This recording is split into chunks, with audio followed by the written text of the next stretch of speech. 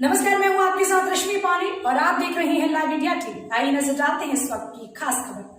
महाभारत काल से अपने अनोखे प्रेम के लिए सुविख्यात टेसू और झिंझी विवाह परंपरा को आज की पीढ़ी भूलती जा रही है, लेकिन ग्रामीण क्षेत्रों में आज भी इस परंपरा का बच्चों और बुजुर्गों द्वारा निर्वहन किया जा रहा है।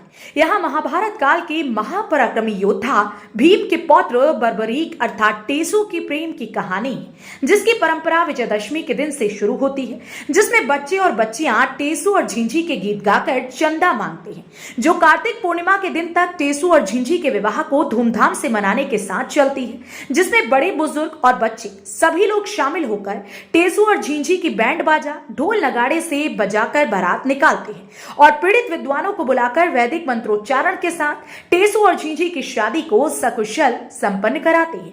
साथ ही इस दिन को शादी ब्याह के लिए सहारक के शुभ दिन की शुरुआत माना जाता है। वहीं अगर टेसू और झिंझी के विवाह की परंपरा ऐतिहासिक दृष्टि से देखा जाए तो यह परंपरा अनोखी और अद्भुत है। यह परंपरा महाभारत के समय प्रारंभ हुई क्योंकि यह लोक जीवन में प्रेम कहानी के रूप में प्रचारित हुई थी। एक ऐसी प्रेम कहानी जो युद्ध के दुखद पृष्ठभूमि में परवान चढ़ने से पहले ही मिटा दी गई। यह कहानी महापराक्रमी भीम के पौत्र बर्बरीक अर्थात टेसू की है, जिनको महाभारत का युद्ध देखने आते समय झिंझी से प्रेम हो गया था। उन्होंने युद्ध से लौटकर झिंझी से विवाह करने का वचन दिया था, लेकिन कौरवों की तरफ से युद्ध करने के कारण श्री कृष्ण ने सुदर्शन चक्र से उनका सर काट दिया था। लेकिन वरदान के चलते सर काटने के बाद भी बर्बरीक टेसू जीवित रहे। सर कटने के बाद जब भगवान श्री कृष्ण प्रकट हुए तो वरदान दिया कि आज के बाद वर्ष में जब भी सहारक की शुरुआत होगी तो सबसे पहली सहारक तुम्हारी ही होगी। तब से यह परंपरा आज तक चल रही है।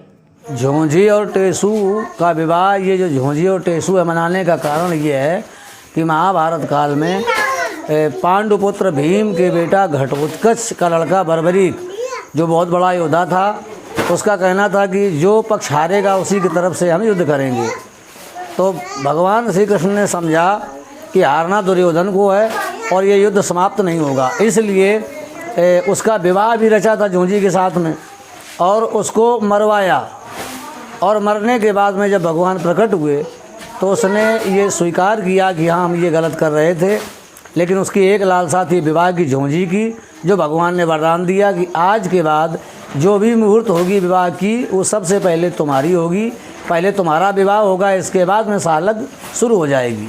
तब से ये रीत रिवाज आरंभ हो गई और अभी तक चल रही है।